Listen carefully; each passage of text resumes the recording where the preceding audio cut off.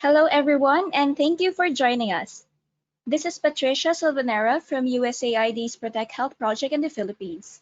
I am delighted to welcome you all to today's webinar entitled Fiscal Space for Health in the Era of COVID-19, Constraints and Choices in Preserving Gains for Indonesia and the Philippines. But before that, we will just begin with a few announcements and house rules. This session is being recorded, and we will post the recording to the HP Plus webinars page and HP Plus YouTube account. We would love to hear from you, and we welcome your questions at any time. Kindly submit your questions to the chat box on the right side of your screen, and my colleague will read some of them aloud during the question and answer portion right at the end of all presentations and discussions. Web conferencing platforms are getting an unusual amount of traffic. Please bear with us in case there are any technical glitches during the session. For all participants, kindly keep your microphones on mute to keep the line nice and quiet while the others are talking. We are also very delighted to have our presenters and discussants here with us. And to start our discussion, I'll now turn it over to my colleague Sweta for the opening remarks.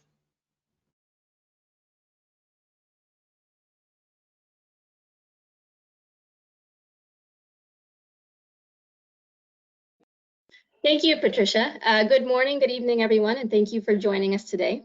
And welcome to this webinar. My name is Sweta Saxena, and I'm a Health Systems Advisor at USAID in the Asia Bureau Technical Services team. I'm very excited to be able to contribute to this knowledge exchange between two emerging economies in the Asia region that we partner with. USAID has been increasing its investments in health system strengthening, especially in the area of providing technical assistance to ensure sustainable health financing.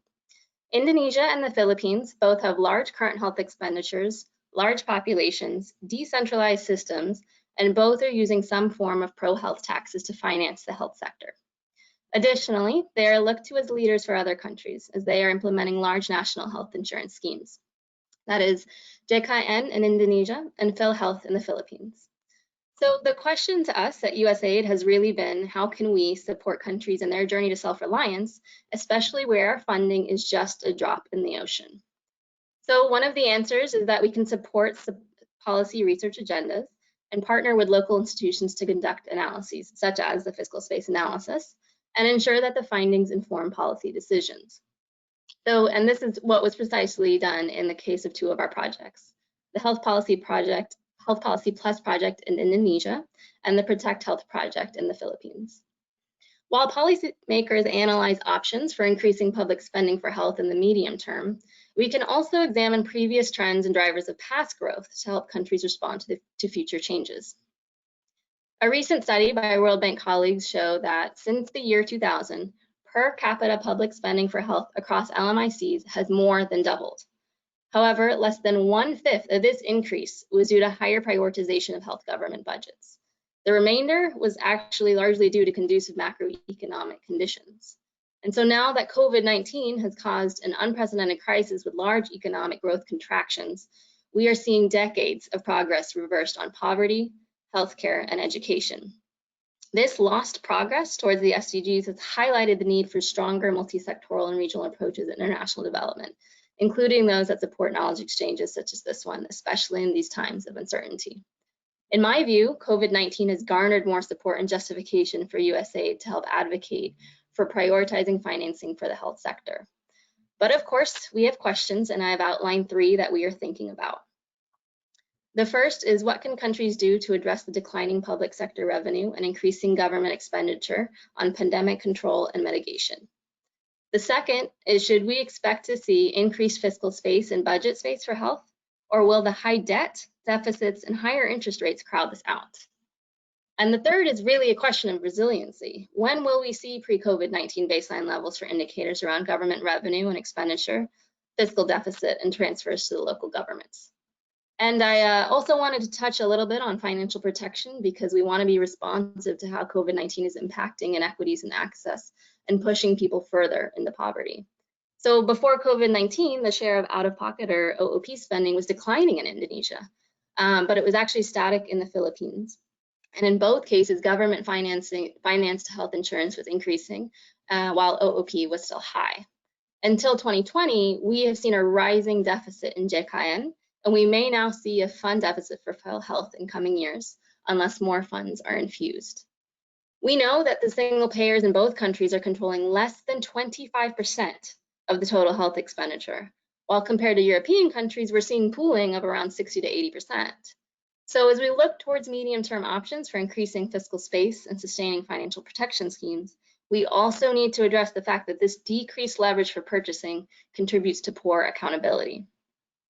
And so with all of these questions, we thankfully have the opportunity to hear from those that have conducted the fiscal space analyses and representatives from the Ministries of Finance. To get us started, I would like to introduce our speakers for the webinar. First, we will discuss the case of Indonesia with Dr. Arindata, who is the Senior Technical Director for Health Financing at the HP Plus project, and Mr. Ronald Yusuf, who is the Head of Division for Financial Sector Policy Analysis at the Fiscal Policy Agency in the Ministry of Finance. We will then discuss the case of Philippines with Dr. Carlo Panelo, who is the Chief of Party of USAID's ProtectHealth project, and Assistant Secretary Maria Teresa Habitan, who is the Domestic Finance Group and Legislative Liaison at the Department of Finance. Thank you again for joining us, and thank you to our organizers. I look forward to the discussion, and now I'll turn it over to our first speaker, Arun. Thank you so much, Shweta. So I will jump straight into the Indonesia case and really try to respond to some of those framing issues that you've laid out. And this is an analysis which is going to be detailed in a report that is forthcoming, and it's meant to frame the government's medium-term development plan, or RPJMN, which goes from 2020 to 2024. So as just context, COVID-19 in Indonesia is currently at about 100,000 cases and nearly 5,000 deaths, and the government has responded with a very large control, mitigation, and stimulus package, which has significant fiscal implications in the short run. Also, Indonesia has just become an upper middle income country as per World Bank classification this year. So this is a critical moment to re-examine fiscal space for the country. Next slide. So first on this slide, I'll quickly go through some definitions and perspectives on fiscal space analysis as has been emerging recently. So the first is a definition of fiscal space as the budgetary room that allows a government to spend on, say, social sector goals without having negative effects on overall government solvency, in terms of the deficit or without reducing the ability to meet long-term needs. Next is a related concept of budgetary space that's being proposed more recently. It's the ability to produce budgeted resources from within an overall expenditure envelope based on allocation decisions, which could be called prioritization, and as modified by the rules and practices of public financial management, or PFM. So we'll look at these concepts with respect to both Indonesia and Philippines in this webinar. And interesting decisions have been made in the recent past about creating budgetary space, and COVID-19 has had a lot of impact on this. But further, there's some additional perspectives that have accumulated in very recent time. One is the idea that explicit prioritization of health, such as in using the budget targets, is potentially not as effective in creating overall spending changes for the public sector as might be increasing the overall size of the government budget under the adage, a rising tide lifts all boats. So the overall government budget rises because of growing government revenue or borrowing, then this benefits health as well. And the government budget would rise if it's linked to the size of the economy through tax effort, which links to tax capacity. So which of these two trends matter for a country varies, and this could be tested empirically looking at time series, and we will quickly look at how it played out for Indonesia. The other analytical push within fiscal space analyses is to look for efficiency gains, whether technical or allocative efficiency, or in a PFM sense, budgetary execution efficiency. And this is important because spending more should be matched with spending better.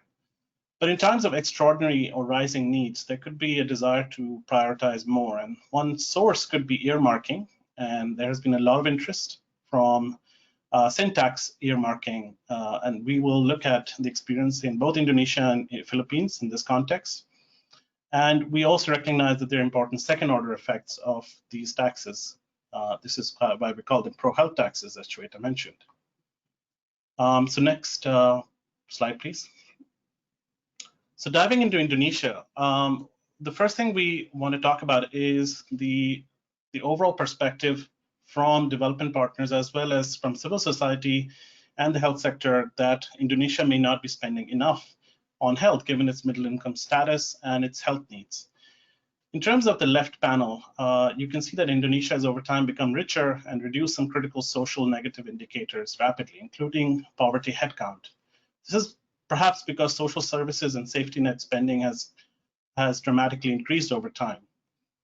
But still, in terms of its performance, on the right, a time series view suggests Indonesia is below the 45-degree line, linking health spending per capita and gross national income per capita. And below also plotted lines for countries such as Sri Lanka and Philippines, which are still lower middle income countries. Therefore, while it is broadly on track, it is underperforming at this particular moment in time, given where it should be for its income status. So it should be spending more, but how will that happen and from which sources? This is what we'll focus on today. Next. So first, as a backdrop to the spending patterns, and this was part of what Shweta mentioned, how do we make sure that sustainable financing sources and using large pools, we can reduce the impact on out-of-pocket spending and increase financial protection? So Indonesia's experience has shown that overall, while still being below a 25% mark, the share of total health spending from government-supported health insurance has increased over time, especially from 2014 when JKN came into being. And comparatively, the share of out-of-pocket spending has been dropping. And we'll look at Philippines as an interesting counterpoint to this. But within this increase in public health expenditure, especially, what has played a role? And going back to that debate on prioritization versus overall increase in government revenues, we see that in Indonesia, decomposition of the growth in government health spending shows the impact of prioritization and, of course, of GDP growth, but less so of overall government revenue increase. Now, why might this be? Next slide. One reason might be that there has been very slow growth in government revenue in Indonesia, and it's widely recognized, including the recent public expenditure report from the World Bank, that it has underperformed on revenue as a share of GDP. This has a variety of reasons, including slowing non-tax revenue from resource extraction and a pattern of tax revenue sources which is statically weighted towards VAT and income tax, which have not grown as much beyond the growth in GDP. And also because prioritization has some deep roots. There are two specific health laws, or two aspects of the health law, number 36 from 2009, which allocate 5% to health at the national level, in the national budget, which we will refer to as APBN, or in the subnational budget, 10%, which budget we will refer to as APBD. So using these conclusions from the previous slides, we constructed a set of research questions that shape in 4 parts. First, we look at a baseline budgetary space given macro fiscal conditions and the immediate impact of COVID-19 on fiscal issues. Second, we look at subnational governments and their ability to further prioritize health given the nature of their fiscal transfers and the flexibilities therein. And third, we look at a source of spending, which is the JKN scheme. And we consider some national goals and their impact on fiscal issues, again, especially in terms of central government spending. And finally, we look at whether some additional earmarking for health could create fiscal space and meet some of these emerging needs. So we'll jump into the results. Next slide. So the first is our analysis of the baseline. And on the left-hand side is our projection of government revenue, which suggests a pretty sharp decline in 2020 following reduced consumption and economic activity. So the government is predicting, in terms of a worst case, that the overall real GDP growth in 2020 will be negative. And following IMF and the World Bank and the government's own lower estimate, we assume minus 0.3% growth for 2020. And estimates for quarter 2 of 2020 already confirm a slightly worse than expected growth outlook. We then project a recovery as following other reports and a stabilization then towards a longer term growth path for government revenues as a share of GDP, and also as nominal here on the left. But overall, the GDP share of GDP does not increase much further, and to reach the levels that people have suggested the government of Indonesia should reach, given other economic headwinds. On the right-hand side, we use estimates for the revised current year national APBN budget and project it forward, given that the government will return to a 3% GDP deficit target by 2023. This target was broken this year, and this was as per policy, but it will come back. And we see an increase in nominal government spending as projected, including transfers to subnational government. This includes the 690 trillion rupiah or $47 billion COVID-19 spending package. Subnational transfers will increase back to their pre-COVID share of total spending by 2023 after initially falling. So details on this can be read in our full report. What we take away is that there should be a fairly constrained environment for increasing health spending going forward. Next. So as part of this constrained environment, we did a conservative baseline estimates for central government health expenditure. And overall, spending as a share of total government budgetary spending for both levels, central and subnational, will increase. And especially in 2020, this accommodates 88 trillion rupiah or $6 billion for COVID-19 spending. But it declines over time to about 6%, especially as the deficit target for central government spending is reinstated. So this projection has used some conservative estimates for increases in subnational government spending on health, with the shares of different heads within it following pre-COVID trends. One thing I'll draw your attention to here is the spending on JKN in dark blue, which includes the extraordinary premium subsidies introduced in 2020 for the informal sector voluntary members, Bahasa acronym PBPU, and the continuing subsidies from the central budget for the poor near poor, called PBI-APBN.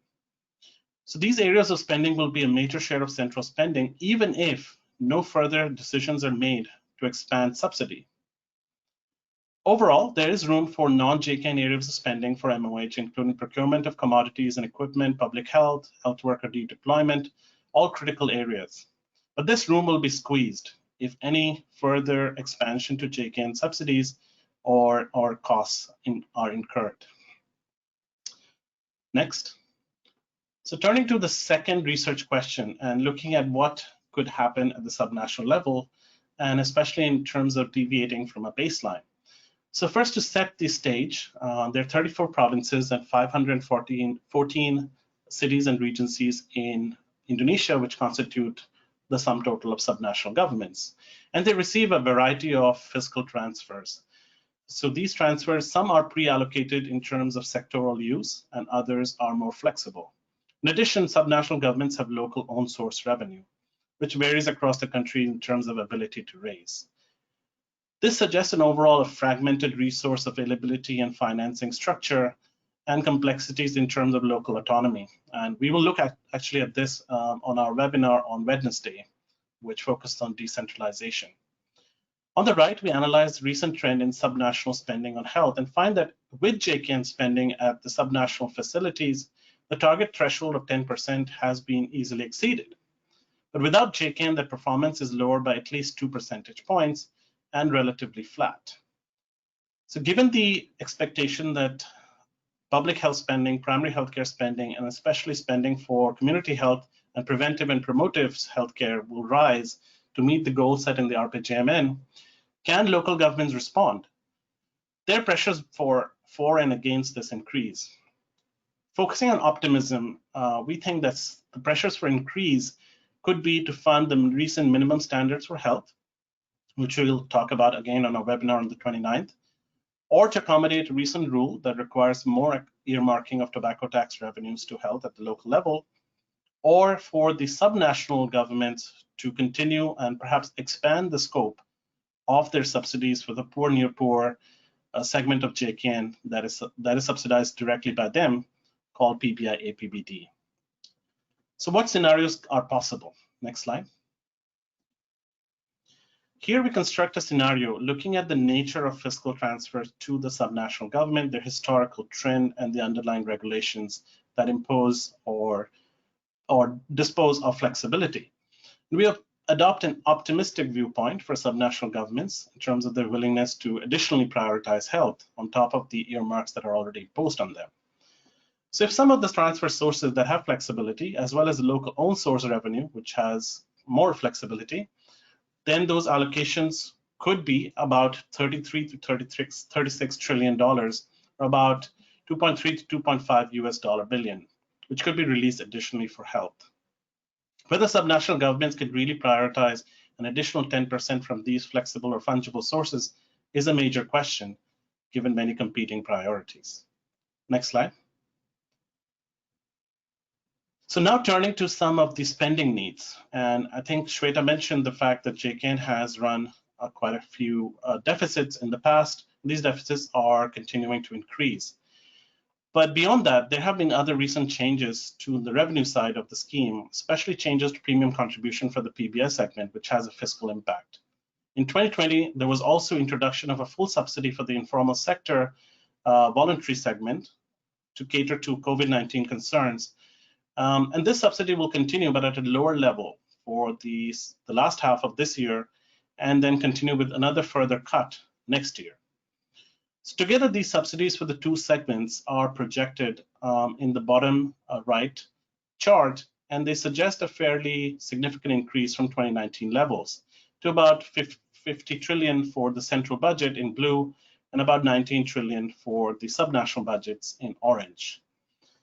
So whether this can be afforded is already a concern given the overall fiscal pressures which we have projected.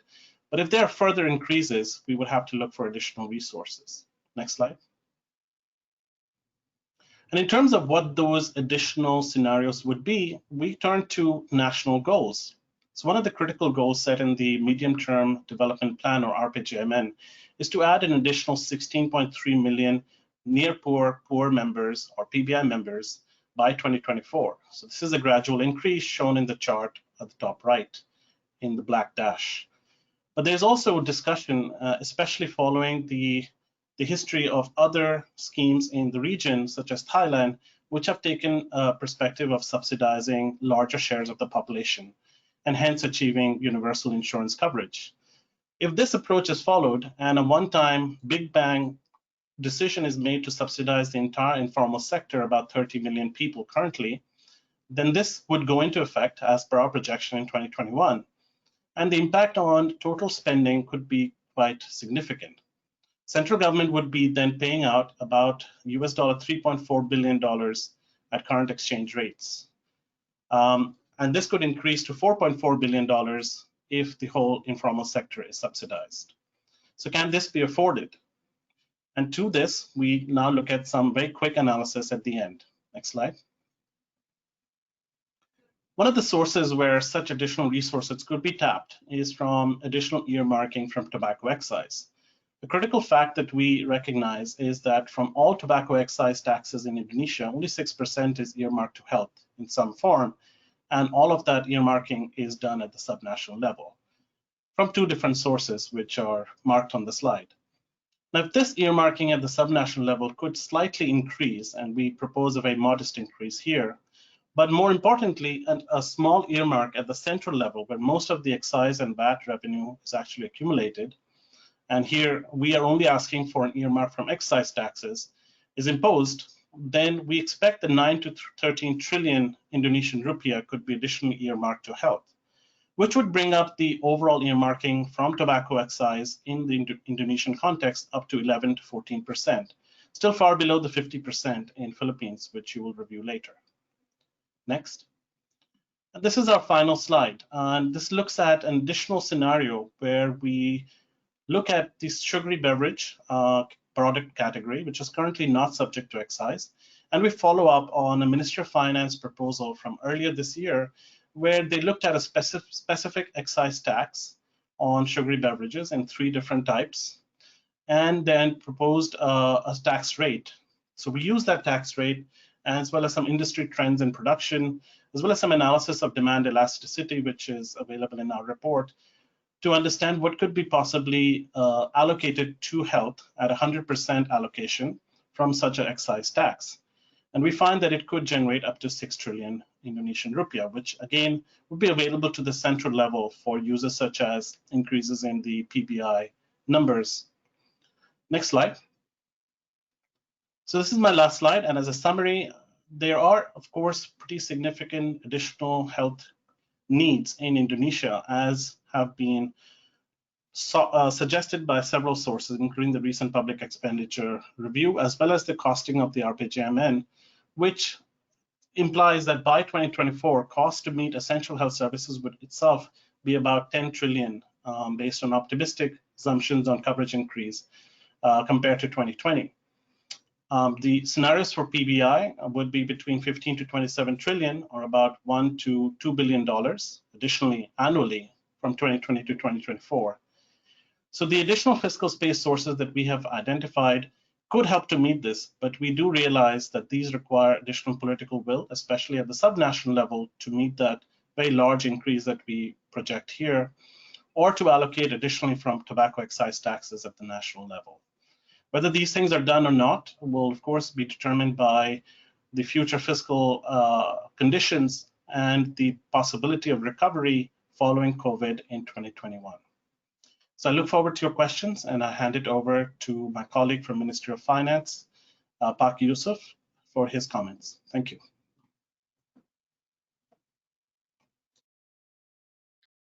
Thank you, Pak Arin, for the introduction and the opportunity to speak today. I hope you can clear my voice. You can hear my voice clearly. So my department focuses mostly on national level spending, in this case on JKN. So that is where I will focus my attention. Even prior to COVID-19, fiscal space and budgetary allocations for JKN were an ongoing debate among policymakers and other stakeholders in the country. So there were several questions we're asking, such as the first one is, what are the options to increase JKN revenue? Does increasing the contribution rate is the only solution for this? Do we need to increase the role of local government? Something like that. And the second one is it possible to make the JKN spending more efficient? Is there any misuse spending? And the other one is, how do we also increase the enrollment towards universal coverage?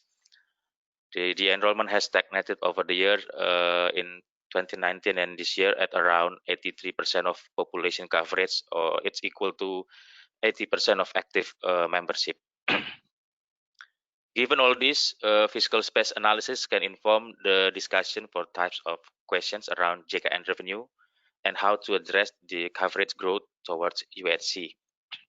So continuous improvement in our policy have been done in trying to solve a lot of challenges, with the main objectives are to make the expenditure more efficient and to increase the revenue, on which Pak Arin has presented some details.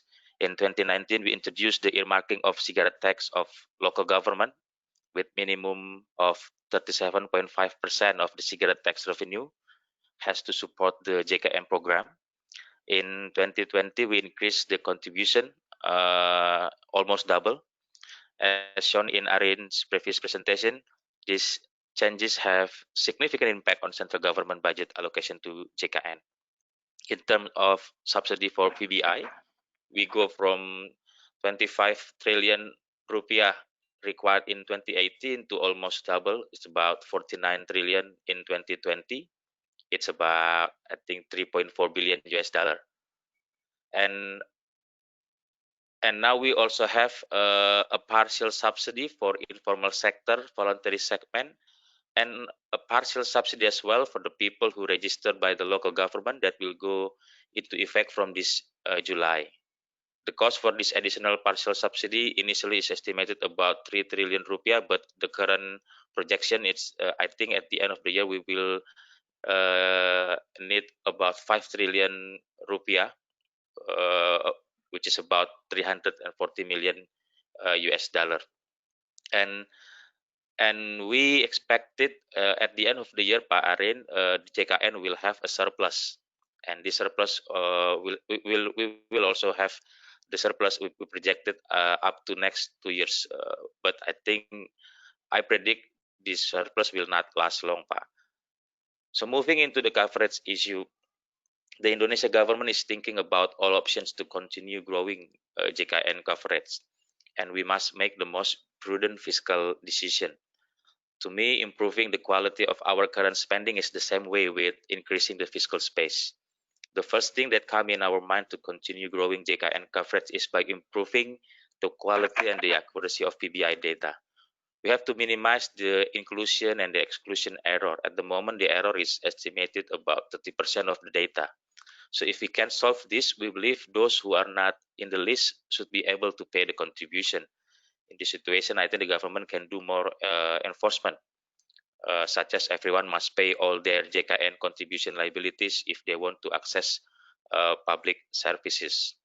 At the most extreme way is to give BPJS the authority to freeze the asset of those who are not paying the contribution regularly. This is like the NHIS in South Korea. So yeah, we have the idea of expanding PBI subsidies to an additional 16.3 million people, as Pak Arin mentioned in the presentation, to reach our medium target of 113 million by 2024. And if this is all the responsibility of the central government, so then our national budget subsidy for PBI will grow to almost 56 trillion rupiah in 2024. That is about 3.8 billion US dollar. So the second scenario of expansion to all informal sector workers is an interesting one to consider. It seems to be an approach undertaken by other countries in the region. Actually, this idea is already in our mind for the last 2 years. We did all the calculation needed, and I think, Pak, at some point, we will be there. We want to do this wisely and gradually. At this time, this may prove to be too fiscally burdensome, but if economic growth return to its normal rate, if this COVID, if we back to normal, I believe the fiscal space for JKN and for health is becoming wider. Just for your information, improving the human resource quality is one of the president's top priorities. We can see this by looking at the trend for JKN and for health spending since Pak Jokowi becoming the president in 2014. The key to increase fiscal space for Indonesia is to improve our tax system. The current tax ratio is relatively low at about 10% of our GDP. I think Philippines is about 14% something. So yeah, however, we are very welcome to any ideas in improving the fiscal space, in particular for financing the health expenditure. All the ideas proposed by Pak Arin, such as more earmarked from tobacco or cigarettes and from sugary beverages, are great. And I think it's very feasible to be implemented in the near future. Now, I am interested to hear from our Philippines colleagues on how they are managing during COVID-19 and financing the expansion of care. As I know PhilHealth has very high coverage, I look forward to the discussion later. Thank you, Pak. Many thanks, Pak Yusuf, and we look forward to your comments during the question and answer. I will now turn over to my colleague, Carlo Panello, for his presentation on the Philippines. Carlo, over to you.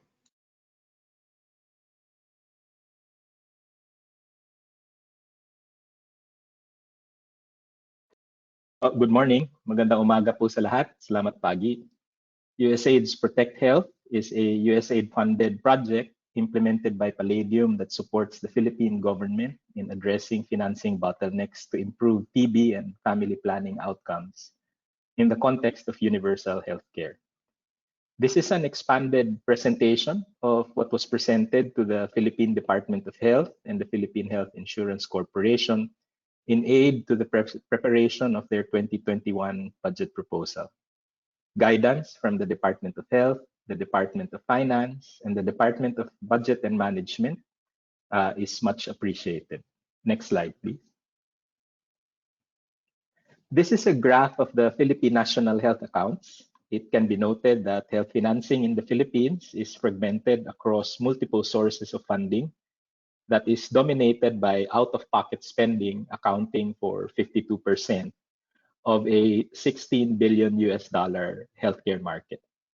This translates to a per capita spending of roughly $75 in real terms.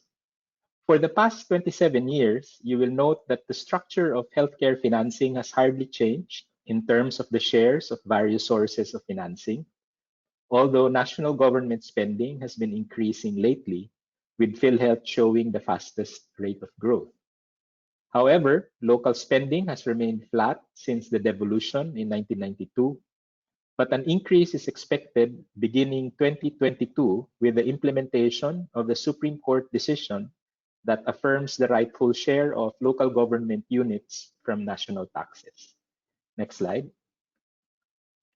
Zooming in on the DOH, budgets have steadily increased and actually grew fourfold in the past decade. However, spending remains a challenge, with disbursements hovering at the 60% level and by fiscal policy affecting future budgetary allocations to the agency. Next slide.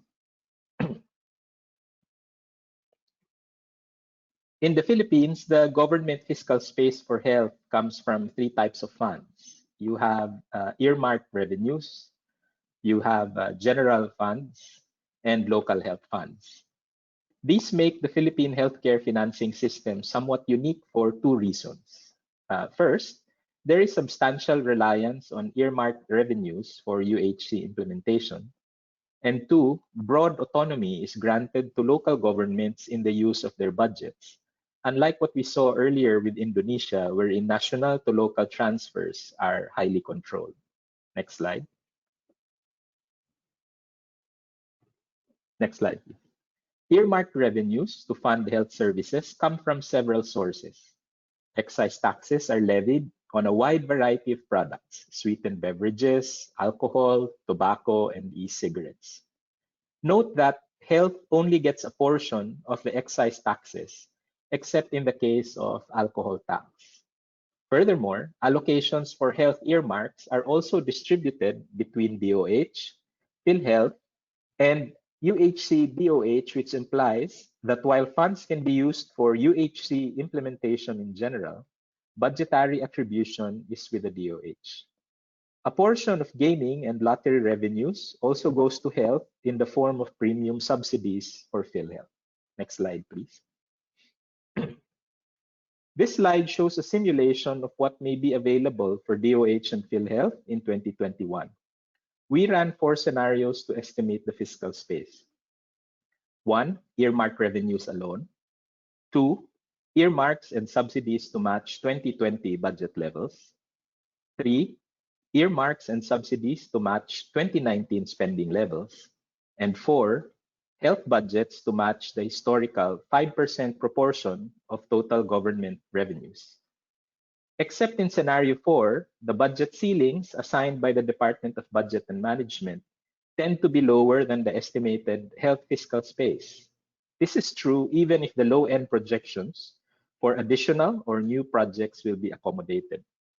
On the whole, there is a huge gap relative to the medium-term expenditure program that sets the resource requirements for implementing UHC.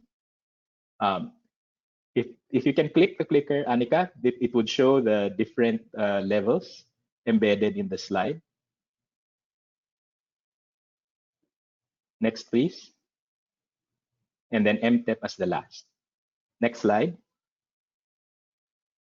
With the expected reductions in health earmarks, large funding gaps are expected, especially in, even in 2020, fiscal constraints already prevented the country from meeting the full investment requirements for UHC. DOH projects funding requirements to rise further due to COVID-19.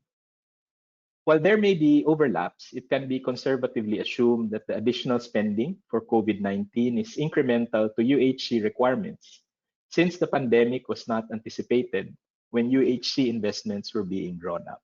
Next slide. Large funding gaps are expected, especially in 2022, due to lower revenues. And additional gaps can be anticipated by considering increased benefit spending and reduced premium collections that will make PhilHealth draw down from its reserves. Next slide. With needs growing and revenues reduced, at least in the short term, the following options are presented for consideration by government. First, hard decisions will need to be made on which government programs will be prioritized. Second, government may also want to cover shortfalls by incurring debt. And third, there will be need to renegotiate terms with local governments on their health accountabilities with the expected increase in funding starting 2022. Next slide.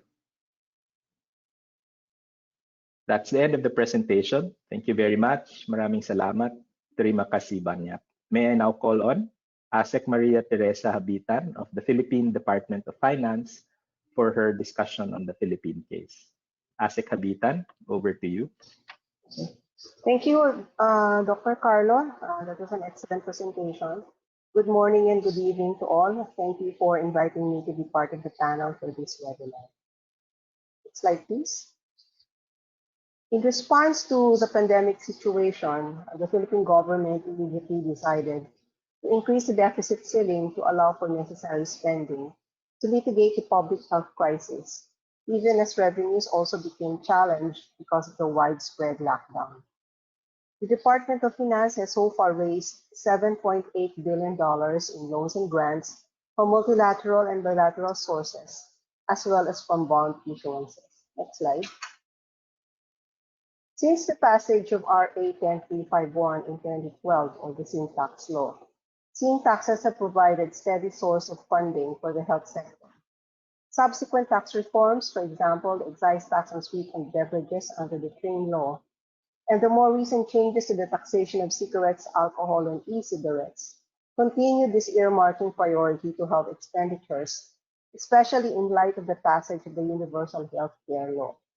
In fact, even the shares from tobacco excises going to tobacco-producing provinces will be capped, allowing bigger shares to go to health initiatives.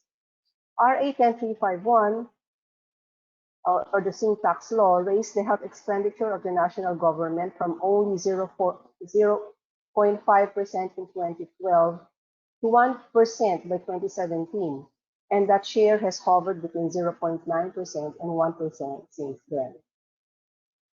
Next slide. While the legal basis and the policy intent are solid, COVID-19 has drastically changed the economic environment. Excise tax collections as of June 2020, as well as all other taxes, have fallen by 18.9%. The main sources of earmarked funds for health suffered an average decline of 25% against 2019 collections. The outlook for the year is not very bright. Total revenue collections for 2020 are forecast to fall by 16.7%, and excise tax collections from tobacco, alcohol, and sugar-sweetened products are expected to suffer deeper cuts. Next slide. Our new forecasts are lower than the estimates that we previously did in December of 2019, before the pandemic hit. Though slight recovery is expected in 2021 and 2022. For 2020, for example, we expect that tax collections for excises will fall by about 60%. And for 2021 and 2022, they will be falling by about 30%. So there will be a slight recovery by then. Next slide. Based on current lower demand projections in 2020 to 2022, we estimate the earmarked funds to reach $1.8 billion in 2022, but to be almost double that by 2023 and 2024. The projected total excise tax collections from 2020 to 2022 in the previous slide were based on this UBCC, our last estimates for the year, on earmarked funds for the year. Next slide.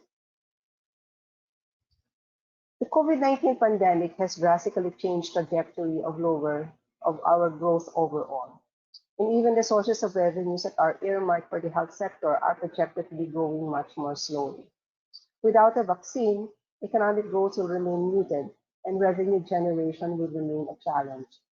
Fiscal imperatives will drive a difficult balancing act to meet required spending for social services, especially the health sector, and adhering to fiscal discipline. Another threat to the fiscal space comes from the Mandanas ruling by the Supreme Court, which would remove around $4.4 billion to $5 billion from general funds to be transferred to local government units in 2022. The DOH baseline budget from 2022 onwards will be competing for what could be a relatively smaller pie. Hence, what we see as the way forward lies in 1, engaging more proactively with our local government units so that a critical sum of the additional allotments gets funneled to public health delivery. And secondly, transforming DOH and PhilHealth into entities which are more effective and efficient in planning and budgeting, and program and project execution, or in short, managed with better governance. The fiscal space problem will continue after 2022 until growth trends once more becomes more robust. This is more reason to invest in better capacities for both DOH and its agencies, as well as the LGUs, to allow better use of the budgets that will come their way. Thank you very much. Many thanks, ASEC Habitan. Thank you so much for your presentation and comments. So this brings us to the end of the presentations, and we have time now for questions. We have done quite well on our time, so we should be able to take several questions. And some have come in. Let me start with first question on whether sustainable sources of financing are the same as government financing. Should we be seeing these as equivalent? And I wonder if I might pose this question to Pak Yusuf. Pak Yusuf, in terms of Indonesia, what is your thought in terms of mobilizing resources from the private sector to meet the needs of the health system? Over to you, Pak.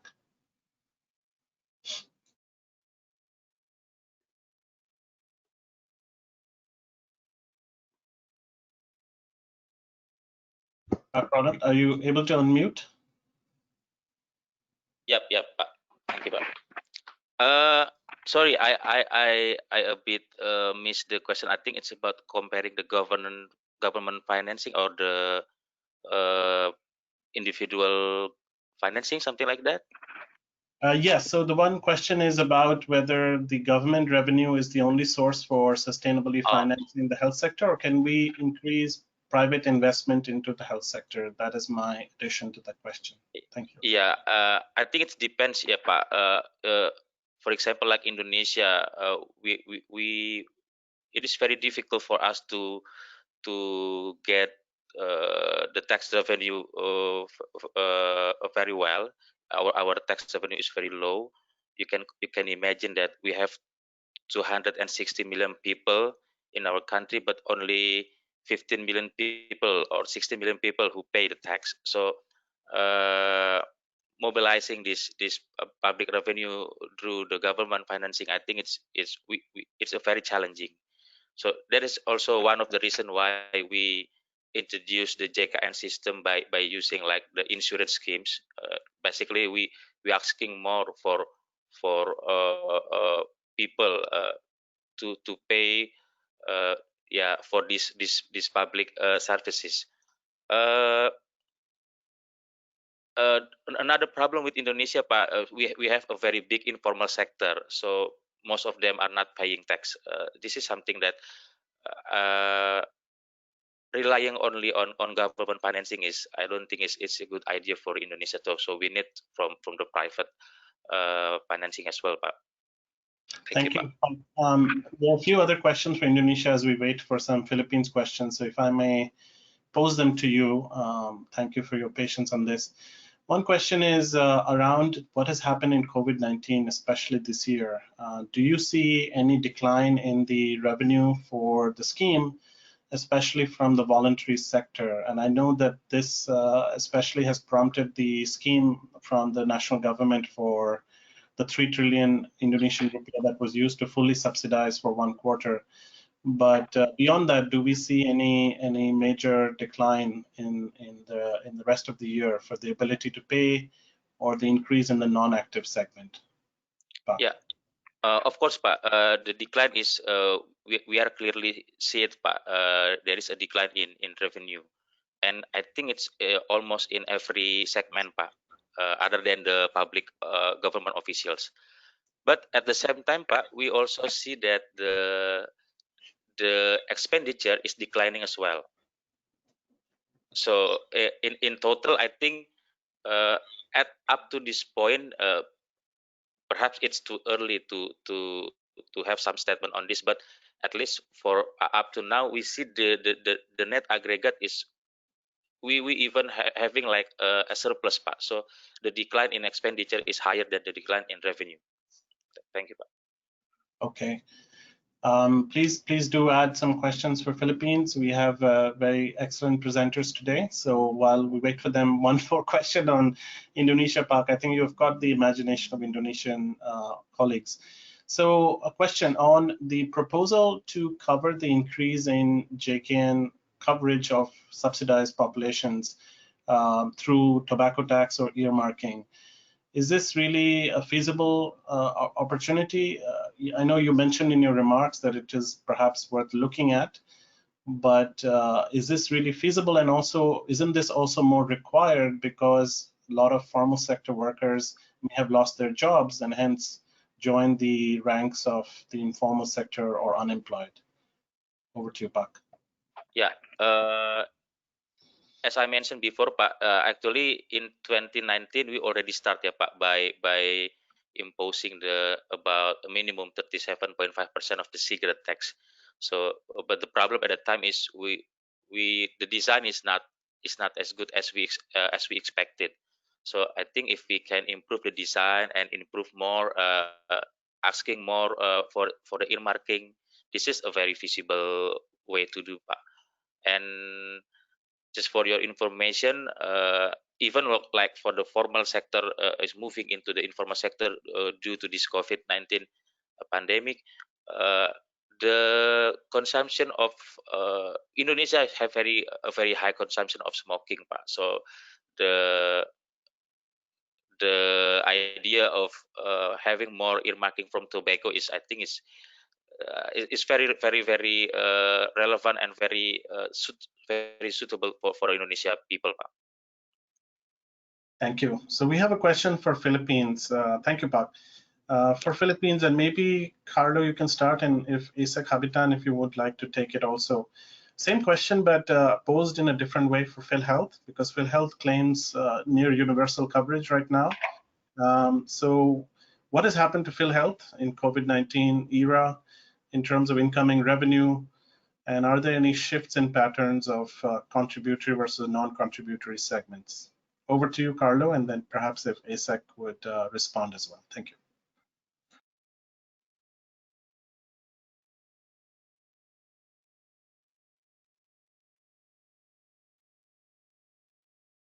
Carlo, are you able to unmute? Yeah, thank you, Arin. The pronouncements coming from PhilHealth in relation to COVID-19 is viewed on two sides. Number one is there's an expected increase in benefit spending, and the epidemic models that are being considered by PhilHealth actually would have a very wide range of scenarios in terms of benefit expenditures. And in terms of premium collections, in media, particularly close to a month ago, there was really a huge controversy about asking for additional premiums, particularly from overseas Filipino workers, which the government has essentially suspended in terms of collection. And if the trend continues that many sectors would be requesting or demanding for a reprieve in terms of premium increases, and with a downturn in the economy, with people losing jobs and therefore a shrinking employed or formal sector, there would be a hit on direct contributions indirect contributions are funded by government, and maybe ASEC Habitan can answer that better as to the prospects on whether we can continue sustaining indirect premiums of indirect contributors. ASEC Habitan.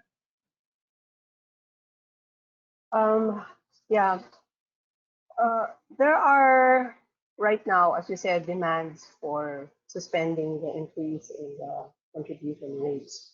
The increase in contribution rates have been mandated about, I think, a year ago, and it was necessary to improve the financial sustainability of PhilHealth itself. And I think aside from the OFWs, there was already some sort of widespread acceptance of increasing the contribution rates. But COVID pandemic happened, and as Dr. Carter said, we're seeing a downscaling of the direct contributions, primarily because the closure of many of small businesses are still happening. And government is still committed to at least keeping PhilHealth financially whole, because it's important. It's the main implementer of the universal healthcare law. And as far as possible, the earmarks that are in the law will be sustained. And we're just hoping that the lockdown will ease and some of the quarantine rules will also ease, such that demand for the excisable products will then take off, and we can get a fair share from those tax collections. ASEC Habitan, if you could take, there are several questions on Philippines. I will try to consolidate into one because we can only take one more question. So a lot of people are curious about how patterns of funding for health will shift after COVID. Will it lead to a DOH increase relative to PhilHealth, even though, of course, we have UHC law IRR implementation that might affect that? Or will it lead to central ceding more ground to LGUs to help them meet their mandanas obligations and use that increase in spending locally? So which direction do you see the next few years? Which of the potential agents of spending will increase their share? This is actually a very difficult question to ask at this point because so many of the variables are moving. When it was only the mandanas case that was facing us, we were already we had plans on what kind of expenditures will need to be downloaded to the local government units. And the local government code actually has devolved health spending to the local government units. And so therefore, as I said in my presentation, the LGUs will have to take more than their usual burden of funding for public health. Now that we have this problem on the COVID, as much as possible, we would still like to have a priority for health because it's a social spending, and it's important for us that many of those who cannot afford to pay their out-of-pocket expenses are able to still access quality public health services. So I think there's more in store for us in terms of the work to be done, but more of this has to be done in partnership, stronger partnership between DOH or the national government and the local government units. I think what we need to keep in mind is what is the objective after all of our health budget, whether it's national government or the local government units. It's really to provide Filipinos with the best quality of public health as much as we can afford on a whole of government basis. So it's not a very good answer, I suppose, but it's the best that I could offer at this point with so many of the variables still moving. And moving not in one direction, but in crazy directions at this point. Thank you, Isaac. We completely sympathize. This is a very difficult moment to look into the future. But as you said, each government is trying its best to meet the health needs of the population from all the sources available. So I want to thank everyone for attending today's very excellent webinar in terms of the discussion and the questions. And we hope that you found the presentations useful. This presentation will be available on the YouTube channel of the Health Policy Plus project. Please look out for the link in the chat. And thank you and good night and good morning wherever you are.